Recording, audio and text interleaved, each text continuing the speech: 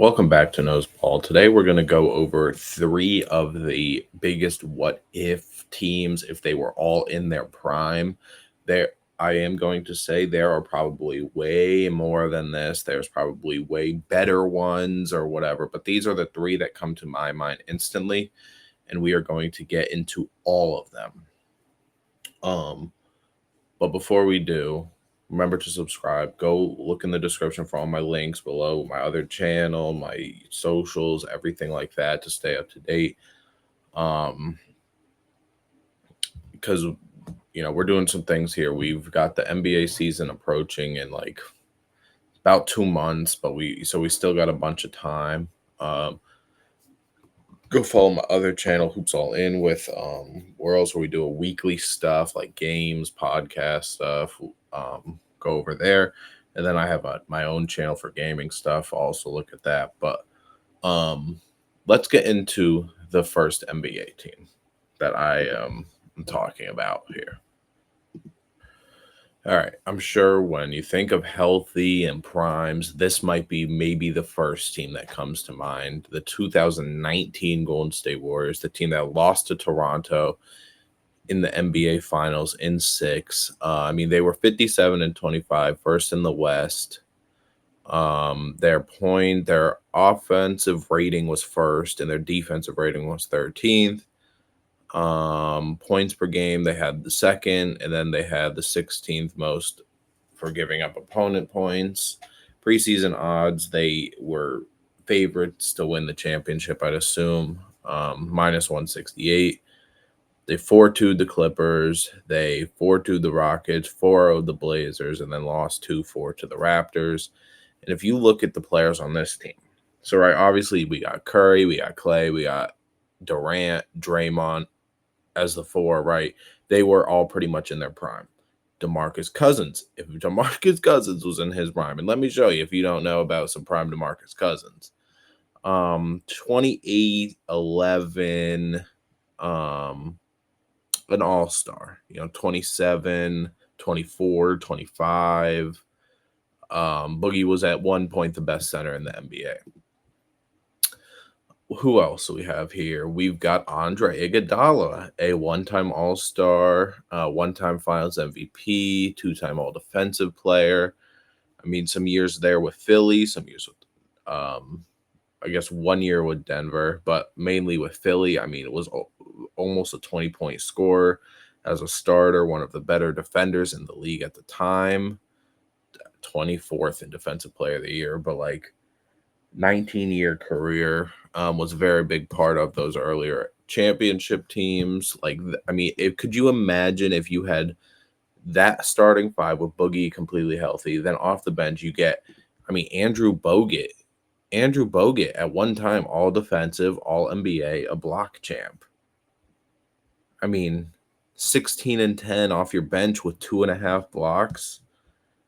So you get Andrew Bogut. Quinn Cook was good for a while.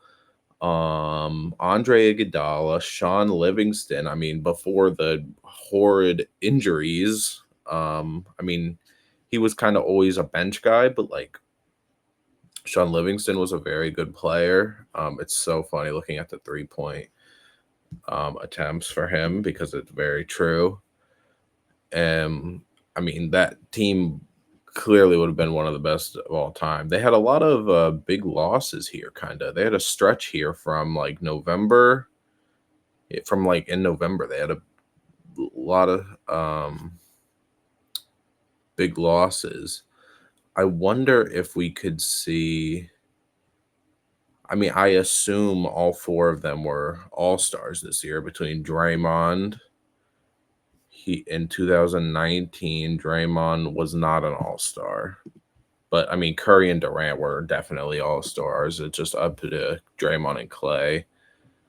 And Clay was. So I believe they probably had 3 all-stars this year, and they could add a bunch of guys who have been all-stars / all NBA.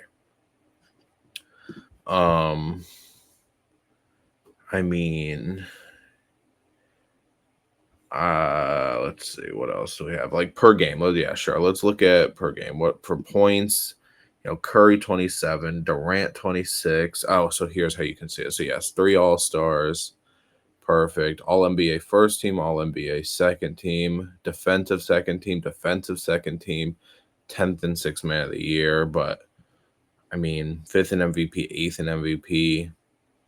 Very good team. Obviously, DeMarcus Cousins was hurt. He only played 30 games this season, but 16-8 on a team where you were the 4th option when healthy.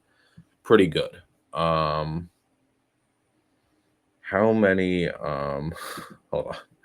Sean Livingston, 0 for 2. There you go. But yeah, that is just the first team of the what ifs. Our second NBA team of what ifs, if they were all in their primes, if they were all healthy. Los Angeles Lakers. Los Angeles Lakers are 33 and 49. They didn't even make the playoffs this year. But let me tell you, if they were healthy, 11th in points, 28th in defense, shows you what I'm about to show you. And I'm sure a lot of you remember this team as this was only 3 years ago. Carmelo Anthony. We all know who Carmelo Anthony was in his prime. This was the LeBron center year. Trevor Ariza was not an all-star, but was a good player for a while. Dwight Howard, Rajon Rondo, DeAndre Jordan, Russell Westbrook, Avery Bradley had some good years. Darren Collison was good for a little bit. Isaiah Thomas was an All-NBA player for a year or two. Anthony Davis, obviously. Malik Monk is a very good player today. Austin Reeves. Austin Reeves is a rookie who wasn't even established. Jay Huff was on this team and who's like a third stringer, kind of second string center. But I mean, all-stars only LeBron this year because Anthony Davis only played 40 games. LeBron only played 56 himself. But so they had 1, 2, 3, 4, 5, 6, 7, 8 guys who were either have made an all-star team before. 8 teams. And I'm pretty sure DeAndre Jordan's been all NBA before 3 times. Rajon Rondo, I would assume, has gotten it at least once. Rajon Rondo was all NBA 1 time. LeBron, obviously, AD, obviously, Westbrook has, Melo has, Avery Bradley and Ariza, no. Dwight Howard, obviously. And then I think Isaiah was maybe 2-time All-Star, 1-time All-NBA. I mean, 29 points per game, 5th in MVP, which 5th, I think he was 3rd in MVP that year, but what do I know? But I mean, it is just crazy. Points, we've got, so LeBron averaged 30, AD 23, Russ was 18, 14 from Monk. And again, yeah, the role player, Malik Monk, Talen Horton Tucker, again, Austin Reeves is one of a good player now. I mean, some of these guys had some okay-ish years at some point, but Avery Bradley was a good player for the Celtics once upon a time. Mac McClung is probably one of the most exciting G League players and probably one of the only G League players that you guys know. DJ Augustine was good for a couple years. I mean, 13, he was 6th man of the year. I remember these Orlando, was it 2018 where DJ Augustine, I think, hit a shot over, was it the Raptors in the playoffs? I don't remember, but the amount of talent they got, Kent Bazemore had a couple okay years. And again, guys like Jay Huff aren't what they are now, Austin Reeves. So that is our second team. So let's find our third team. And I think one of the craziest ones. We got to go back a little bit to find this one. Not very far, but we got to go back a little bit further than these 2 teams were to get our third. And here it is, 2011 Boston Celtics. They were first in the Atlantic Division, first in the NBA. I mean, they were 23rd in points, but they were first in opponent points. So offensive rating was 18th, defensive rating was 2nd, net rating was 6th.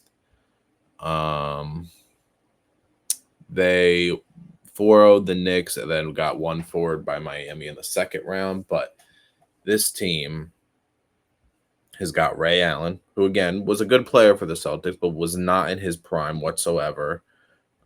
People think that about Ray Allen as a straight up shooter, but don't realize, oh hey, Seattle, and Milwaukee for Ray Allen.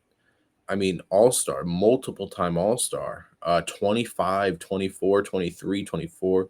He had 1, 2, 3, 4, 5, 6, 7, 8 years of averaging over 20 points per game. And then he came here and like he was still a good shooter, obviously, 41%, 43, but like this is where you get the older Miami Heat and Boston Celtic days of that. And I'm sure there's also again a Heat team in here, like with where Ray Allen was there, if Bosch was in his Toronto days, things like that. But I'm not saying these are the three best. I'm just saying these are the three I wanted to talk about and that I looked into. So that's Ray Allen. You should know who Ray Allen is. Avery Bradley making her second appearance. He was a rookie. Big baby Glenn Davis had a couple years actually this year where he was not that bad, 12-5, 15 in Orlando. But then let's get to the heavy hitters. Kevin Garnett. I mean, Kevin Garnett again was very good with the Celtics too. But if we're talking about MVP, KG, 24-14 with 2 blocks.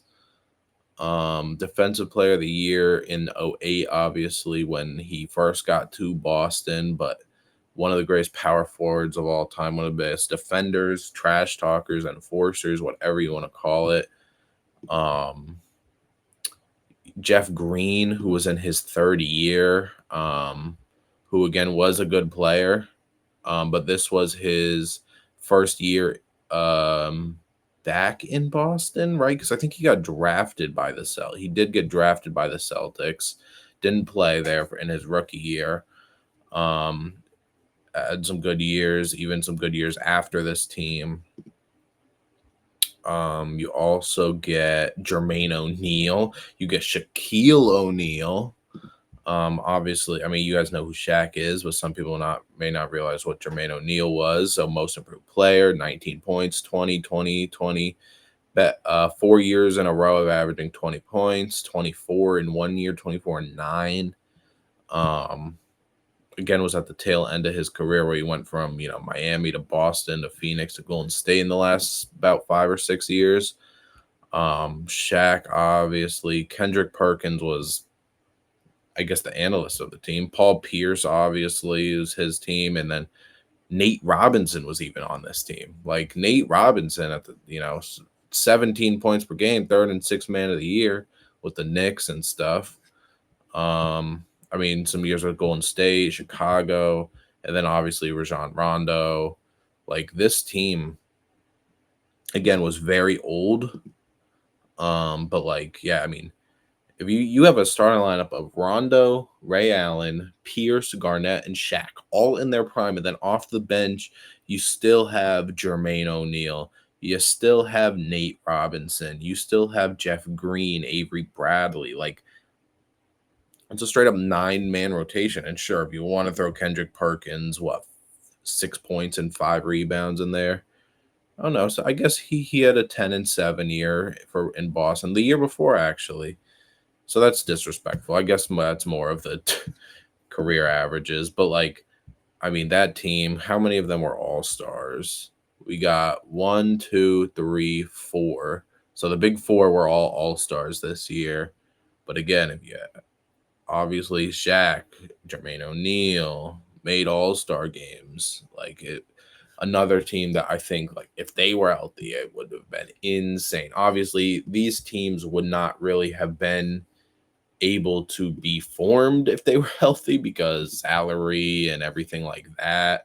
But I think, like, if we were living in some 2K realm and some, whatever, where we put everyone in their prime, I think those are 3 of the teams where it's like they, like, beating them in a series, I mean, beating them in a game will be hard, but beating them in a series at all just might not happen. So those are three of the biggest what ifs for NBA history. If everyone was in their prime, if everyone, was healthy, if injuries were turned off again on some real 2K stuff. But if that was a thing, those are three of the teams that I think really would have stood out. Let me know in the comments below. Between the 2011 Celtics, the 22 Lakers, and the 2019 Warriors, which team do you think would be the best if they were all in the league at the same time, all completely healthy? That'll do it for me. Remember to subscribe. Check out the links in the description. Thank you for watching.